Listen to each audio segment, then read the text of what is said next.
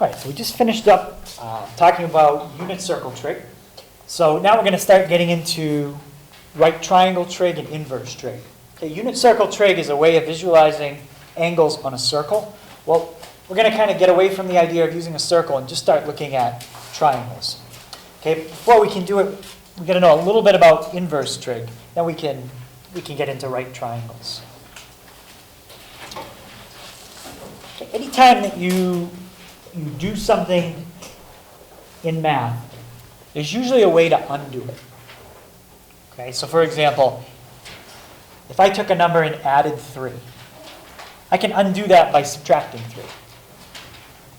Okay, if you took a number and you multiplied it by 2, okay, how could you undo multiplying or doubling a number? Divided by what? So in case of doubling, divided by 2.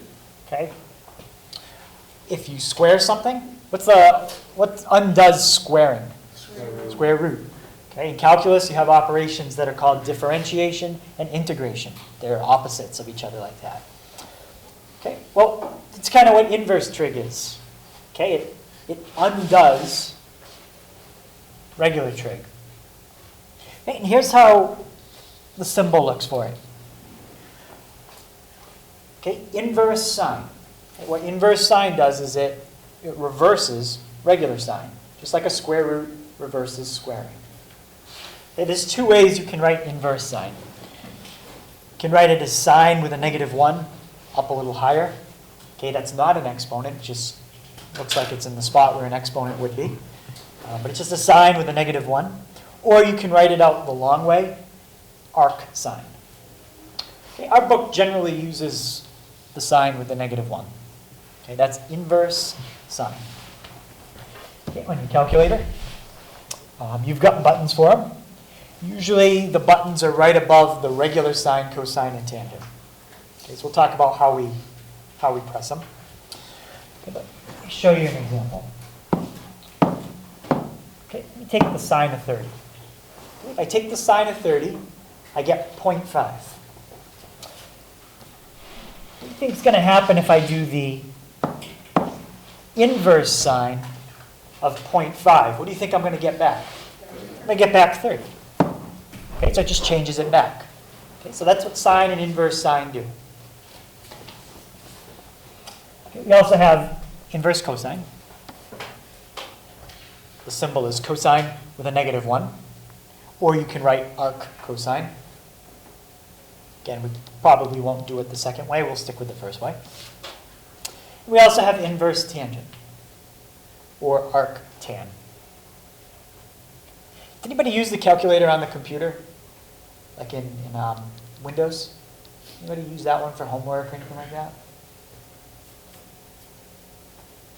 Okay, if you do, I think you might see these arc sine, arc cosine, arc tangent. Let's take a look. Do 0.5 inverse sine. See how it says a sine? It's abbreviating arc. A sine, arc sine. And it put a D on it because I'm in degrees. Okay, I don't write things like that in class, but you kind of see this notation a little bit on that calculator. Arc sine. Okay, notice I didn't mention arc secant, arc cosecant, or arc tangent, the inverses of those three. We're not going to really spend any time with those.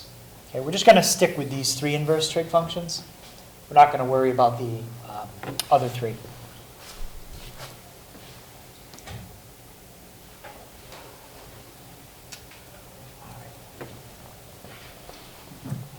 So anytime you press the inverse trig button and then hit enter, you're always going to get an answer between certain values. Okay, and I want to take a look at a picture and see if we can make sense why we're going to get these values. Okay, so leave a little bit of space. And the next picture I put up on the screen, I just want you to watch this. Okay, you don't have to write down this next part.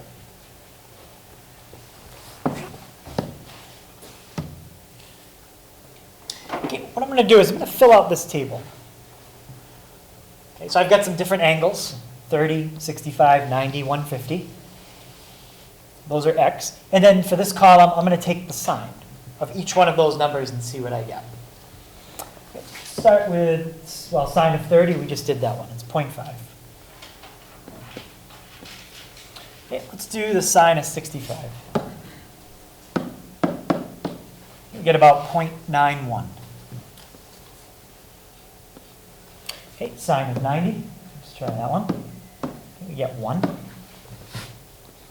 Okay, let's just stop there for a second. So I said to you earlier, if I did the inverse sine of 0.5, we saw it went back to 30 degrees. What if I did the inverse sine of 0.91? What angle do you think I'd get back?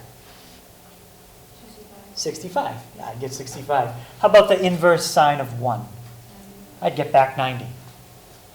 Okay? Any question on that? All right.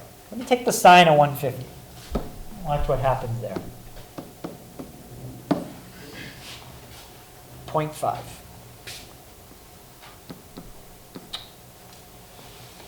Did 0.5 already occur somewhere else? Yeah, it already occurred. And that's the problem. All right. Now, if we looked at this list, or you just showed somebody this list and you said, okay, 0.91 matches up with which number? They'd say, okay, 65. 1 matches up with which number? They'd say 90. Then if you said 0.5 matches up with which number? Somebody looking at that list would say, well, it matches up with 2 numbers. It matches up with 30, and it matches up with 150. Okay, the problem is there's 2 different answers. Well, we only want 1. Okay, so somehow we're gonna use this picture and we're gonna narrow down the 2 answers into 1. Okay, so I'm going to show you how you figure out which one of those answers is really the one you want. Okay, this picture right here, this is a picture of sine. Okay, that's what it looks like. It's a wave. Okay, we're going to study it. It's on that calculator over by the calendar too. But the sine function and the cosine function, they're both waves. Okay, what I'm going to do is I'm going to draw a horizontal line. Okay, the reason you're getting more than one answer is look at that horizontal line. It hits the curve in more than one spot. So what I'm going to have to do is try to look at a smaller section. Okay, we're going to kind of block off some of this till that horizontal line only hits one spot. Okay, right now it's hitting 4 times. And if I continued this wave, it'd keep hitting it forever. All right, so we gotta narrow down what we're going to look at. So instead of having multiple answers, we only have one. Okay, so let's go like this. Let's just focus on, say, that section. Okay, if we just look at that, have we solved the problem? Does the horizontal line just hit that curve 1 time now? No, how many times does it hit it, Charles? 2. Yeah, it still hits it twice. Okay, so let's try maybe going like that. Okay, have we solved the problem now? Does that horizontal line only hit it 1 time? Yeah, it only hits it once.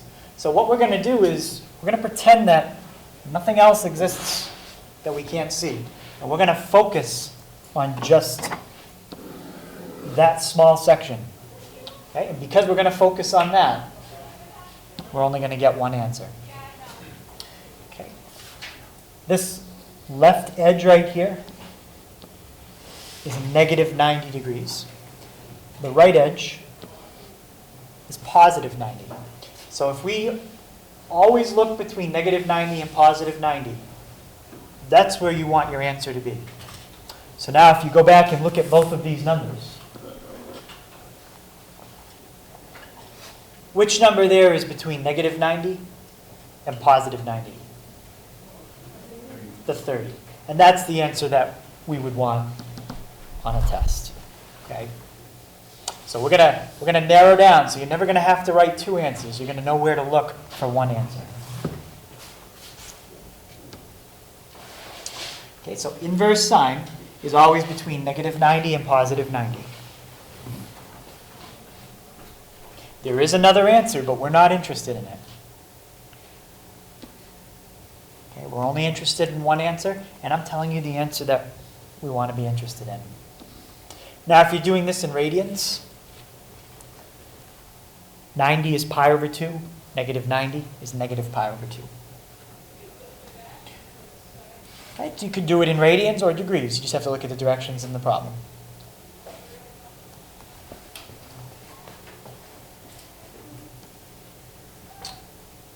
Okay, so that's for inverse sine. Okay, let's look at inverse cosine. Well, let me sketch both of them so you can see them both.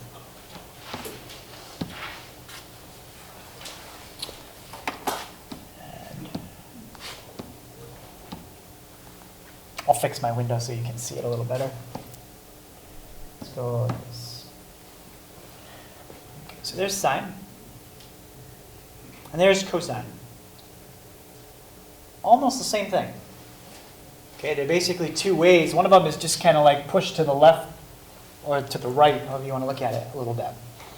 All right, so let's see if we can do the same trick. Let's block off the window and look at negative 90 to 90. Let's see if that works again. All right, so let's take this. So if you focus on the one in blue, that was negative 90 to 90, and that worked fine. How about the one in red? If I draw a horizontal line, just focus on the section in the box. Could it hit that red curve more than once inside the box? Yeah. So negative 90 to 90 is not going to work here. Let's just try going like that. Just focus on the red curve. If you draw a horizontal line inside that box now, will it ever hit the red curve more than once? No. So that's the area we're going to focus on for the red curve. Anybody have a guess what that is? This was negative 90. This was 0. This was positive 90. How about this line right there? That's 180. Okay, so we're going to look between 0 and 180. Okay, you don't have to prove that. You just have to remember that. Okay, and you can make a reference sheet for the test. So it's not even something you really have to memorize. So when I ask you a question about inverse cosine, you're always looking for the answer between 0 and 180. Why? Because it eliminates having more than one option. We only want one answer. And if you're doing it in radians, it's 0 to pi. Okay, tangent, I'm not going to look at the picture right now. Tangent doesn't look like a wave like the other ones. It's a very, very different picture. But for inverse tangent, it's similar to inverse sine. You want to be between negative 90 and 90. But did anybody see the difference between the numbers for inverse sine and inverse tangent? There's a small, yeah, it can't equal 90. Okay, you can't, there's no equal to on the symbols for 90. So you can go up to like 89.9, okay? And negative 89.9.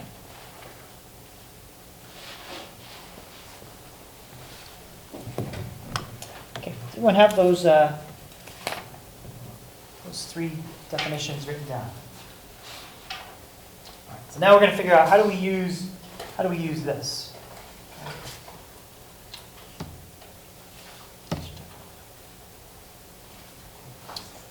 So if the answer to the question that I'm asking you, if it's a multiple of 30 or 45 degrees, it's on this table.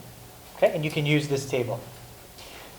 But you might say, well, wait, he just said if the answer to the question he's going to ask us is a 30 or 45 degree angle. Well, how do I know the answer before I figure it out? Well, the trick is look for the kind of numbers we've been using all week so far. Okay? If you have a problem, okay, and it's got a square root 2 over 2 in it, that's going to have to do with a 45 degree angle. Okay? If you remember the 45, 45, 90. If you see a problem that's got a square root 3 over 2, that's going to have to do with a 30 or a 60. If you see a 1/2, that's the 30 or 60. Okay, so you're looking for numbers that are familiar, ones that we've been working with all week when we did unit circle trig. Okay, if we don't have a number like this, you're not going to find it on this chart. Okay, the only numbers on this chart are things with square root 3s, square root 2s, halves, 1s, 0s, and undefined. That's it. Look at the entire chart. You won't find anything else other than what I just said.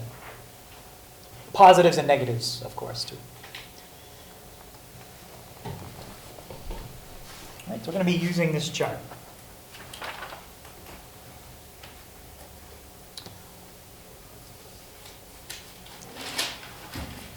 All right, so just so you can kind of understand what inverse trig is, this is the opposite of unit circle trig. Okay, it's kind of like, it's like Jeopardy. They ask the question and you give, they ask the, how do they do it? They give you the question and you give them the answer in the form of a question. Okay, it's kind of like reversed. That's kind of what this is. Okay, last week, or when we did unit circle trig, I gave you an angle, and then you found the trig function. So for example, I might say, you could have seen a problem like this on the test. What's the sine of 2 pi? So you'd go through all the work, you'd find the coordinate, and then you'd take the y value. Okay? That's what we did before. I gave you the angle, you gave me the sine of it. This week we're going to switch it. I'll give you the sine of it. You tell me the angle. So I might say something like, the sine of what is a half? So I'm telling you the sine. I'm telling you the sine is a half. I want to know what's the angle that you'd plug in right there. Okay? So you just do the opposite? Yeah, I'm going to show you. You're going to use this chart. I'll show you. Look it up. You just look it up right on this chart.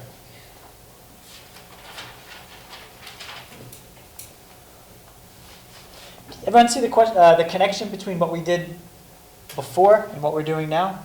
So before, I gave you the angle. Now, you're giving me the angle. That's the difference.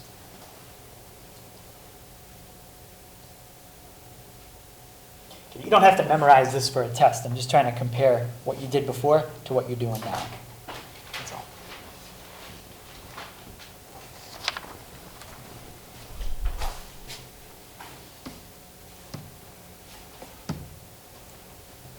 All right, so how do we do this?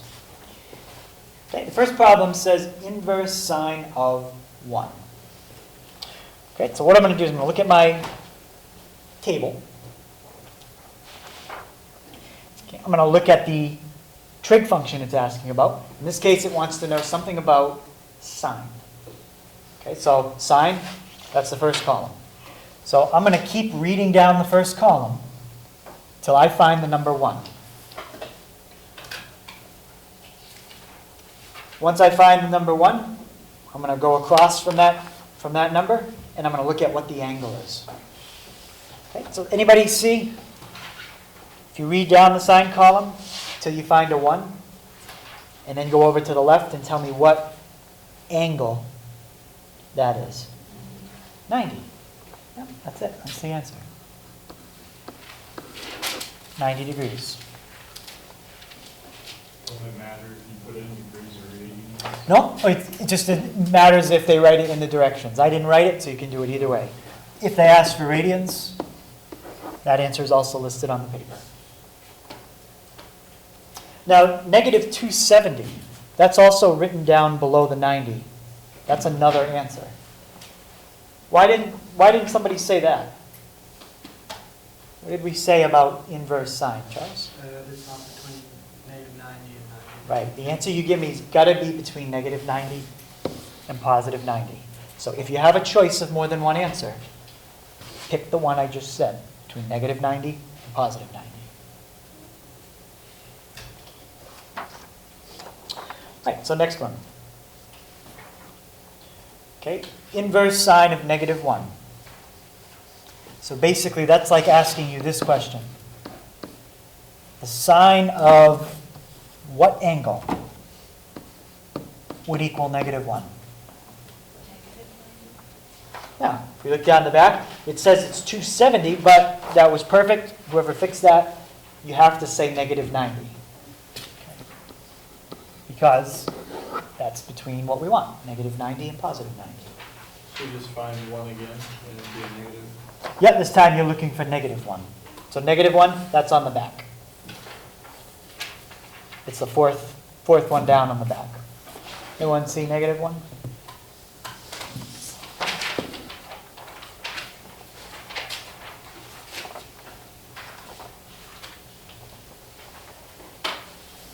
Inverse sine of a half. I actually did this one earlier. But I'll look it up on the table. Yeah, it's going to be 30. Just so everyone understands, what are the other choices?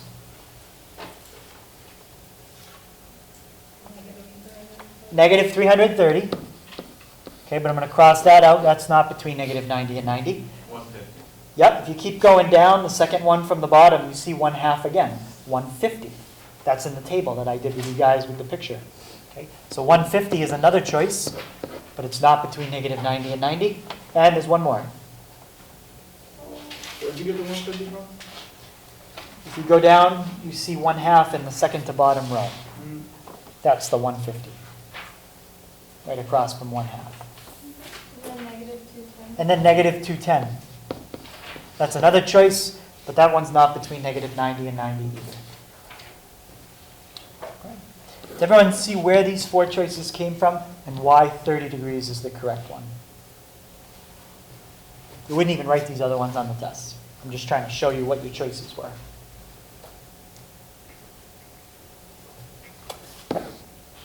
How about inverse sine of √2/2? Okay, just take it, don't say it yet, take a second. Look down that sine column till you find √2/2, and then look at the angle. Keep in mind between -90 and 90. Okay, anyone think they got it? Yeah? 45. Yeah, 45. Now if you keep looking down, √2/2 again, you see it at 135. But 135 is not between -90 and 90. It's not wrong. It's just not the answer we're looking for. Okay. That's all. Okay, let's try one more with sine. Inverse sine of -√3/2.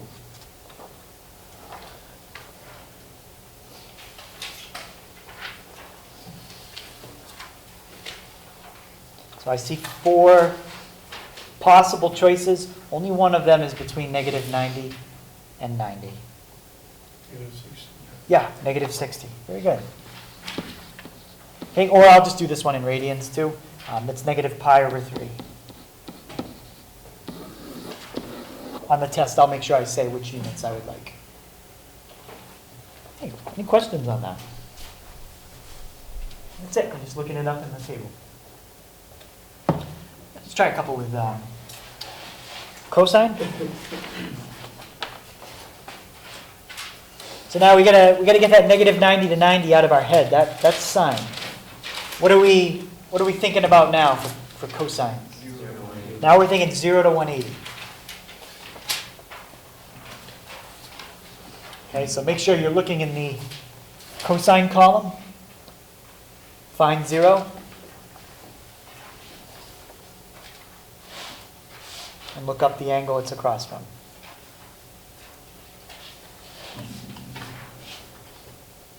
Okay, anyone think they see that? Yeah. Let's see, 90. Yep. 90 degrees. Any question on that? Yeah. Could it also be 180? Do you see it? If you look in the cosine column, is there a 0 next in the 180? Yeah, there's a 0 in the sine column. But yeah. Yep, there'll only be one choice all the time. You won't ever have to pick between 2. That's why we're doing it this way. Okay, how about inverse cosine of -1/2? Not +1/2, -1/2.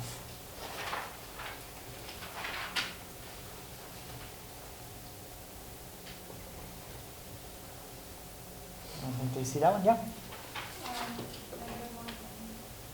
Okay, so you got that one from the back. Okay, negative 120 isn't wrong. It's just not the one that we're looking for. It is one of the four answers, but it's not between 0 and 180. So we're on the right track. Yeah, if you look on the front, go down to the, what is it? Yeah, negative a half. Fourth row. Fourth row from the bottom. It's 120. Or if you wrote it in radians, it's 2 pi over 3. Okay, we'll do one more with cosine. Let's move on to tangent. So negative root 2 over 2.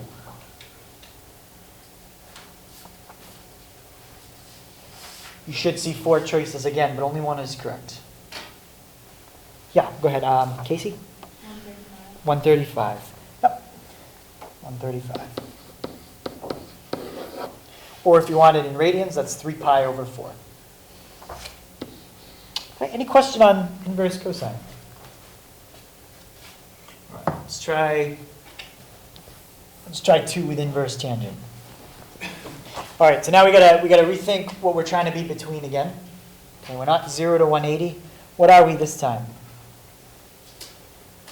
Negative 90 to 90. Negative 90 to 90, but what do we have to be careful with? Not equal. You can't equal 90. In fact, it's very easy to see why you can't equal 90. Look at tangent, look at 90, look at the answer in the table. It's undefined. Tangent of 90 is undefined. That's why you can't equal 90. Okay? In unit circle trig, that's where we divide by 0. Can't do that. Okay, so inverse tangent of root 3. How about Colton? You see the answer for that one? Inverse tangent of root 3, 60. Good. Okay, and last one for this, inverse tangent of negative root 3 over 3.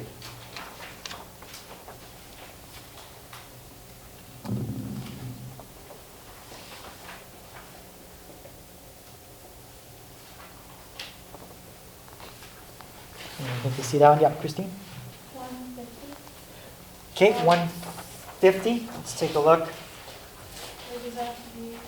Yeah, that is one of the four, but it's not between the negative 90 and 90. So, but you're looking at the right spots. Jen? Negative 30. Let's see. On the back, negative root 3 over 3. Yeah, negative 30.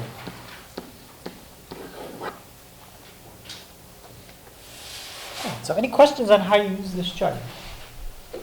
Okay, so for inverse trig, you start with a number under one of the trig functions, and then you read what the angle is. If you were using this chart to do regular trig, let's say I said, what's the cosine of 315? Well, you'd start at the angle, and then you'd go over to the cosine column. Okay, so you can use this table to do either way. All right, so now if you can't find the answer on this table, that's where you use your calculator. Okay, 0.65. You can look at the sine column, try to find 0.65. You're not going to find it on here. Right, so we just type it in on the calculator. For most calculators, the way you do inverse is you press second, and then you press sine. Okay, that's inverse Do you sine. have to change degrees or radians? It all depends on the directions. They didn't say in this problem. So why don't we, I'll do this one in both. Doesn't change anything except the mode I'm in. Okay, let me, I'll do degrees first. So you second sine, and then 0.65. Okay, it's 40.54, and that was degrees. Now, there's two ways you could get radians. One, you could just multiply by pi and divide by 180, just convert it manually, or let the calculator do the work. Change the mode on the calculator and do the problem again. I would just change the mode so you don't make a mistake converting this by hand. If they wanted radians, That's about 0.71. Do I need to put RAD? No. If we're talking about angles and there's no label, it's always radians. But you do need the circle for degrees. Okay, let's try inverse cosine negative 0.24. Let's just do it in degrees. Just degrees.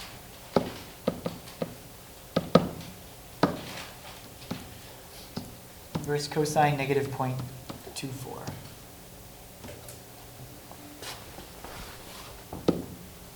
Okay, anyone think they got an answer for that? Oh, Jacob, what'd you got?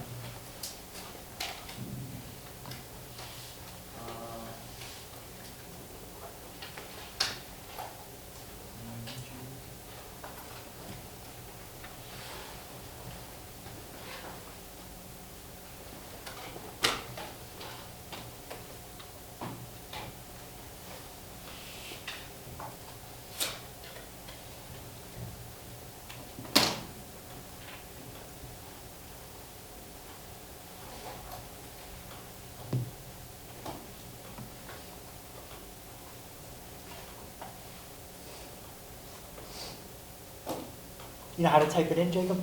Yeah, Okay, what'd you get? 76.11. Yeah, sometimes different calculators, it's a little tricky to type it in. So you got, did anybody else get 76? Okay, so we can check and see maybe if you were in radians or not. Anybody get the 103.89? Okay, looks like a lot of people got that. All right, so now we got to figure out kind of what went wrong. This again is one of those sections on the test I've seen people get the whole thing wrong because they're in the wrong mode. Let's try radians. Okay, if you do it in radians, you should get 1.81. Do you see? Oh, you forgot the negative sign? Okay. So yeah, that'll make a big difference.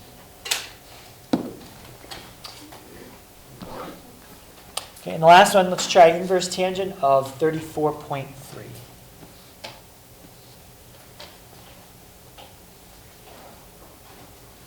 Okay, you might be saying, well, what's the label on 34.3? There is no label on it. It's just a number. Our label is going to be on the answer. Okay, this number that you plug in, it's not a degree, it's not a radian, it's just a number. Okay. The answer will be either degrees or radians. Okay, anyone get an answer for that? Let's do in degrees. Inverse tangent 34.3. Casey? 88.33. Okay. Anybody else get that? Good. Okay, so that's how you use your calculator to do it if you can't look it up on the table. And I'm not going to do inverse secant, inverse cosecant, or inverse cotangent. You can, we're not going to.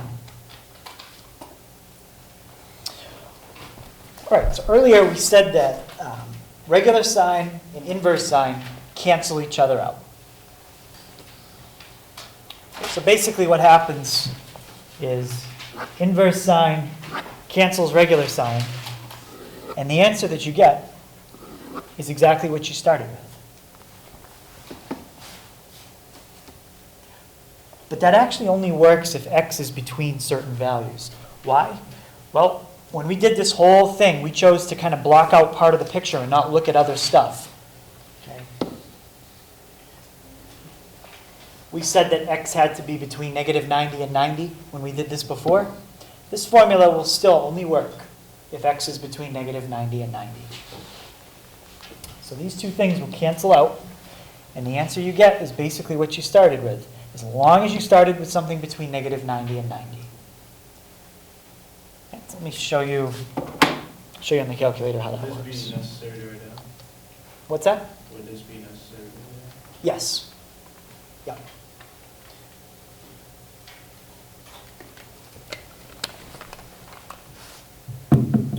Right, so let me pick an angle between negative 90 and 90. Let's try 26.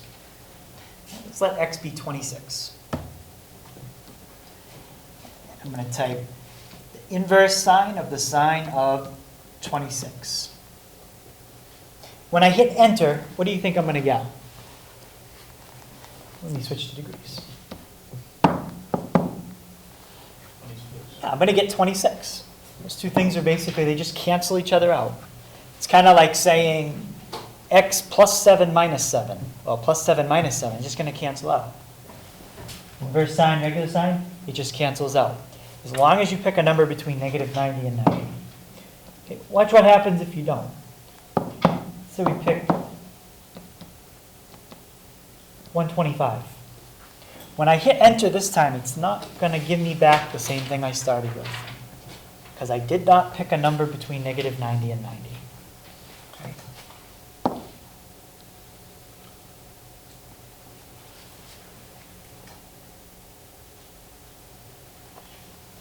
2a and 2b, they almost look identical. Anybody see the difference between formula 2a and formula 2b? It's not a big difference, just a small difference, but it's important. Sine and inverse sine are switched. Yeah, just switch which one is on the inside and which one's on the outside. This one only works if you pick a value between 1 and negative 1. Okay, so some people on their calculator yesterday came up to me and they kept trying to do inverse sine, and they typed in a number like 37 and 26, and like, well, why won't it work? And I said, well, you're not picking a number between 1 and negative 1. Okay, and they didn't know that yet because we hadn't learned this. Let me show you where the 1 and negative 1 comes from. If you look at that picture, either the blue wave or the red wave, it doesn't matter. What's the highest that it ever goes? 1. What's the lowest that it ever goes? Negative 1. That picture kind of ties in with why we have 1 and negative 1. Right, so let's try an example of that. Let's try the sine of the inverse sine of 0.3. Is 0.3 between 1 and negative 1? Yeah, so if I hit enter, I'm going to get 0.3. How about if I do 2.3? Is that between 1 and negative 1? No. So when I hit enter this time, not only do I not even get a number back, I get an error. Okay? It can't do it. And the reason it can't do it is because it's basically asking this question. Tell me where that line and those curves cross each other. Where do they cross? They don't. You can't do that.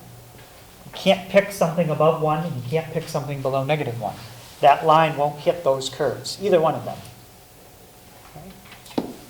That's kind of the reason why. Okay, so there's our two formulas, and let me show you a question. Okay, the kind of question you'd see with this would be a true-false.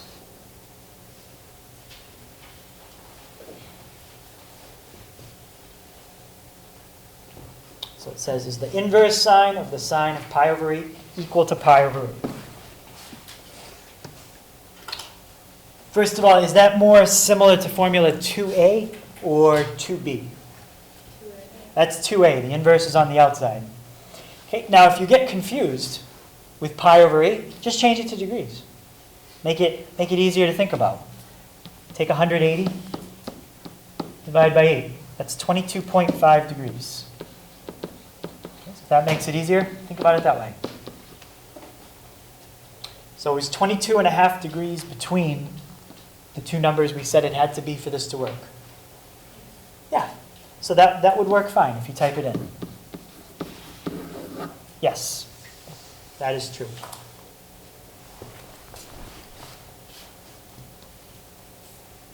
Okay, let's try this one. Okay, same setup. Inverse is on the outside, regular sine is on the inside.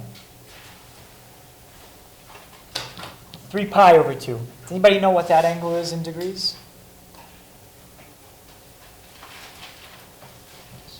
3 times 180 divided by 2.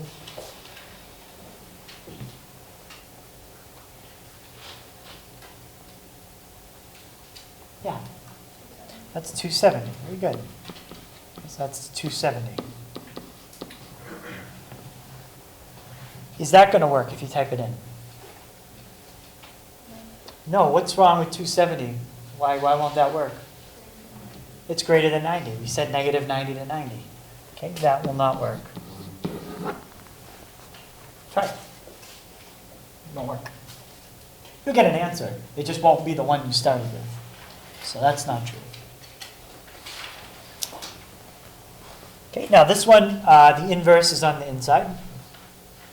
It says the sine of the inverse sine of 1.5, does that equal 1.5? Okay, who thinks that one, will that one work? Yes. Okay, so is that, what does this number have to be between to make it work? 1 and negative 1. So this time, it's like me asking you, where's that horizontal line going to hit that curve that only goes up to 1? Well, never goes to 1.5. Okay, so it's not, that won't work. Okay, and the last one, that would work. Inverse is on the inside. The number 0.6. I'd go up if I wasn't sure and say, okay, is that between what it has to be? Yep, 1 and negative 1.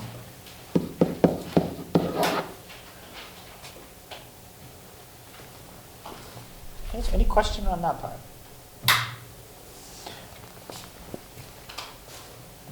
Okay, and again, it's kind of a lot of stuff to remember. That's why you can use a reference sheet. As long as you write these down correctly, all you have to do is look it up on your sheet on the test. There's nothing, nothing you have to memorize. Okay, and we have the same type of thing for cosine.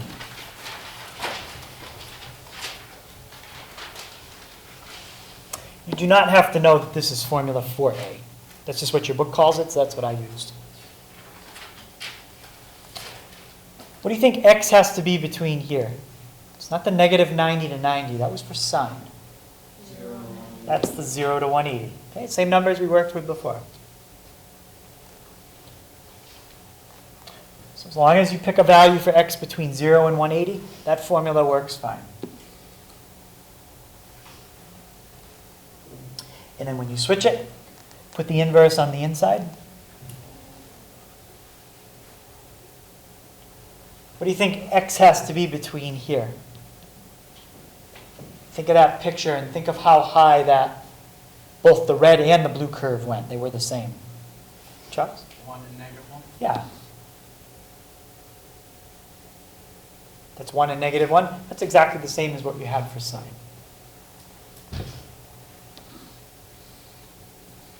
Okay, this time let's just try one example and then we'll move on to tangent.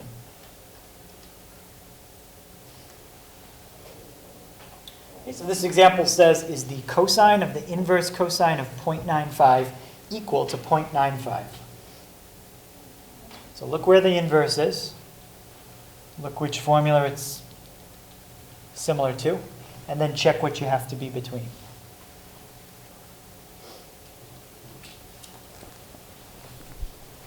Okay, how about Danielle? Is 0.95 between what we have to be between?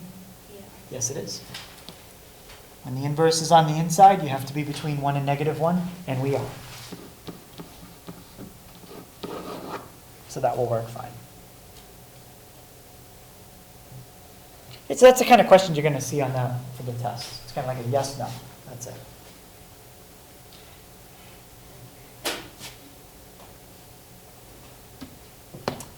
Okay, and for tangent.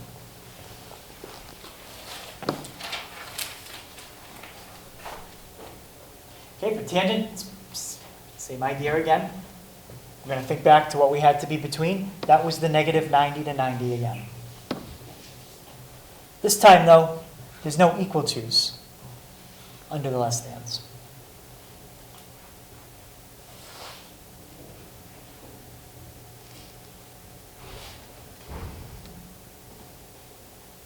Okay, and now for the inverse one. Okay, when you put the inverse on the inside. This one's a little different, and I didn't show you the picture of tangent. Okay, I'll show you the picture now.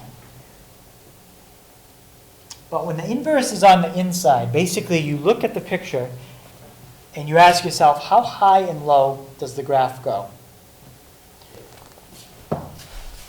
for sine and cosine, they both have a high point of 1 and a low point of -1. Okay, let's look at tangent. Does anybody know what tangent looks like? It's not a wave.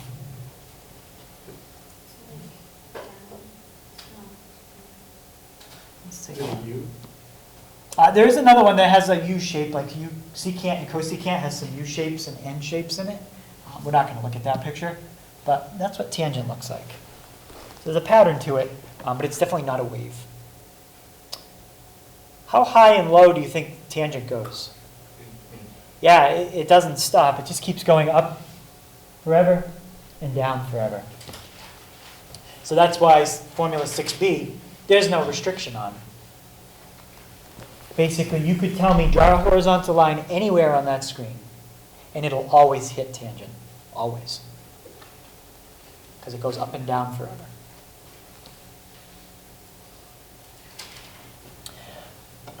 Okay, so example 7 says tangent of inverse tangent. I don't even need to think about it. Whenever you see the inverse on the inside, it always works. There's never a case where it doesn't.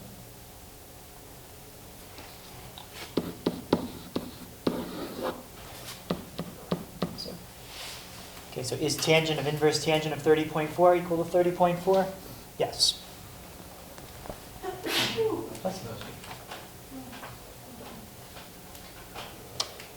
Okay, any question on that?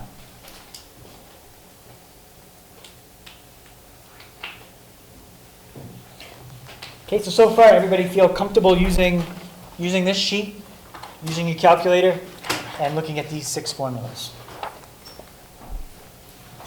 All right, so then let's finish up with a right triangle. Okay, we're not going to do, we're going to save most of this section for tomorrow. But I just want to go over the basics, like what's a hypotenuse, what's the Pythagorean theorem, what do all the angles add up to in a triangle. Kind of want to get the basic stuff out of the way so we don't have to do it tomorrow.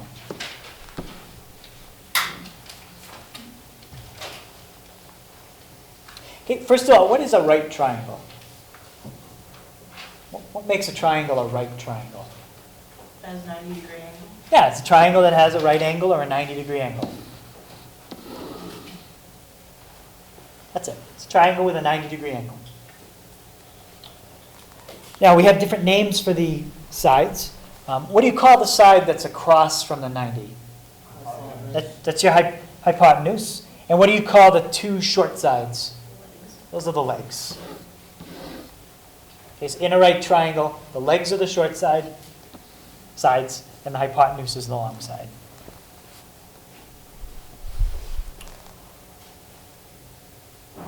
What do all the angles add up to in a triangle? They all add up to 180. And this symbol right here, that's the symbol for a 90-degree angle. So if all the angles add up to 180, and you've already used up 90, all you have is 90 left for the other 2. Because of that, those other 2 angles are going to be acute angles. So what's the definition of an acute angle? Yeah, it's less than 90, and it's more than 0. Okay, when we're talking about a triangle, you'd never have a negative angle. We did when we did unit circle, but it wouldn't make sense to have a negative 10-degree angle. That would never happen here anyway.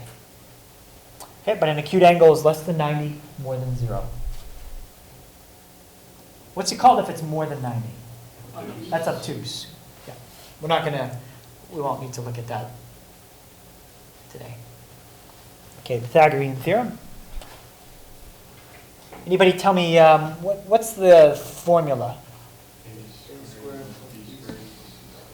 Okay, now can somebody tell me, I don't have A, B, and C up here anywhere, so what's A, what's B, and what's C? A and B are the legs and the lines. Yeah. So the idea of the Pythagorean theorem is that if you square one leg, and you square the other leg, and you add them up, it's equal to the hypotenuse squared. I don't care if you call it X, Y, and Z or PQR. Most people use ABC.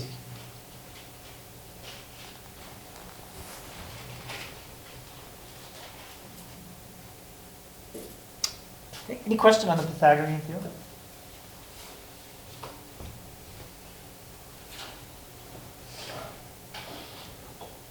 How many people said they already have done opposite, adjacent, and hypotenuse? They've used those words before.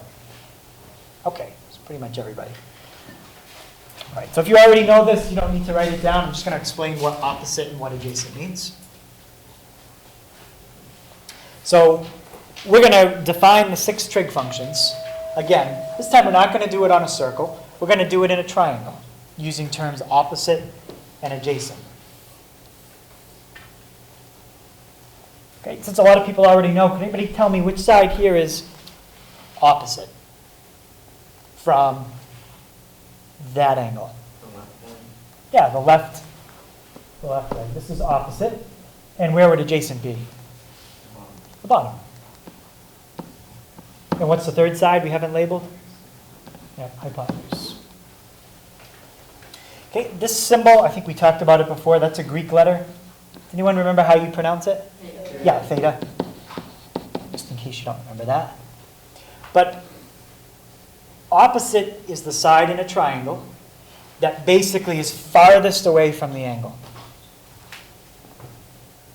It's the side that if I took it away, it wouldn't affect that angle at all. Okay? I could delete the opposite side, and I'd still have an angle right there.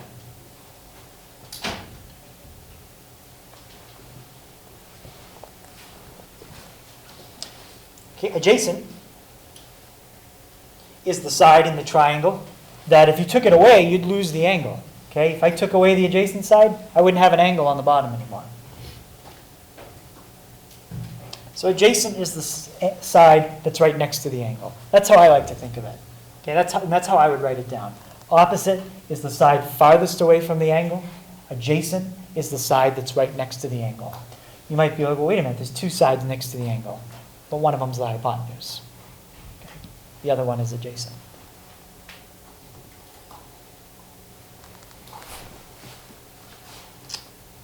And what we have to remember about opposite and adjacent is they are relative terms. Okay? Relative, kind of like left and right. Left and right change depending on which way you face. Right? So if I'm facing you guys, for me, left is the door, right is the window. Okay, for you, left is the window and right is the door. Okay, but it's because we're facing different directions. Well, if I draw this triangle, and I say, okay, instead of looking at it from the perspective of the angle down here, look at it from up here. Where would opposite be now? Opposite is now the bottom. And adjacent is now next to it, and that's the height. Okay, so opposite and adjacent can change places, depending on, kind of think of where you're standing in the triangle. Okay? They'll always tell you where to stand. Okay, they'll mark it with theta.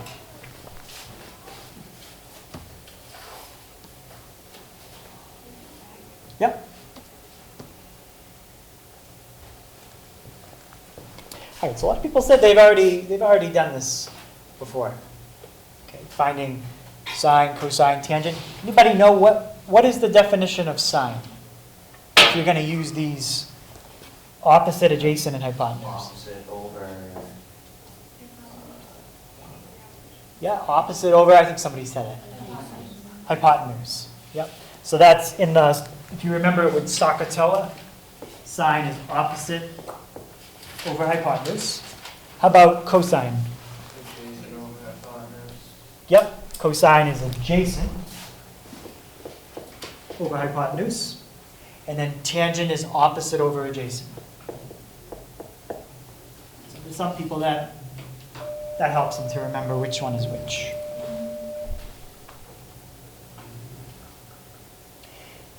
Okay.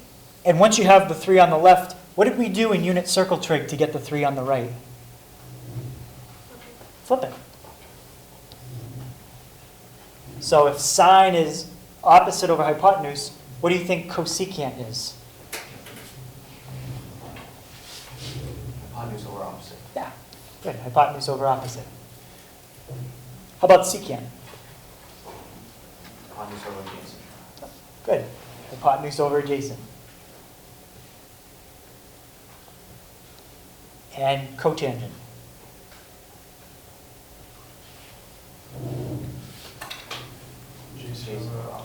Adjacent over opposite. Okay? So you just flip each one.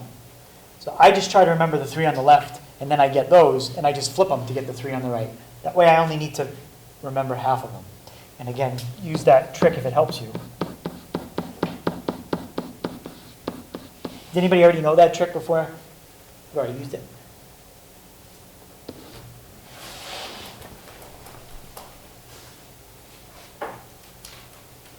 So our last example, and then we'll, I think we'll stop there, is going to just be using those definitions. Okay, it's just like we did with unit circle trig. I want the sine, the cosine, the tangent, secant, the cosecant, cotangent. And I've drawn a triangle, put theta at the bottom. The two legs are 3 and 4. But before I even start this problem, what's missing in the triangle? The other side, hypotenuse line. Yeah, you're missing the hypotenuse. If you don't know the hypotenuse, you can't do the sine. You're missing the denominator. You can't do cosine, and so on. You could do tangent and cotangent. You don't need the hypotenuse for those. But if you've got 2 out of 3 of the sides in a right triangle, how do you get the third side? Pythagorean Theorem.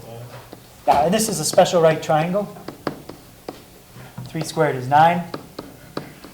4 squared is 16. 9 plus 16 gives me how much? Yep, 25. So the hypotenuse is the square root of 25, or 5.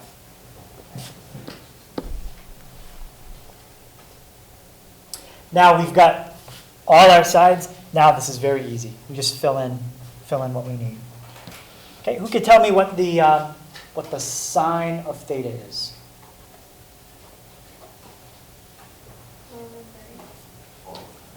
So yeah, opposite is 4, and hypotenuse is 5.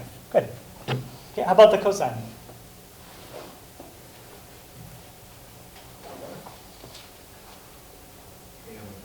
Yeah, cosine is 3 over 5. How about tangent? 4 over 3. Okay, cosecant? Just flip it. Secant? 5 over 3, we just flip it. And cotangent? 3 over 4. And that's it. Okay, so that's the beginning of right triangle trig. Okay, so tomorrow we'll do a little bit more with that, and we'll finish up everything we need to tomorrow.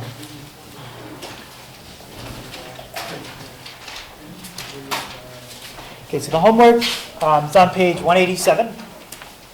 Okay, you need your chart for 13 to 17, 19 to 31, and your calculator.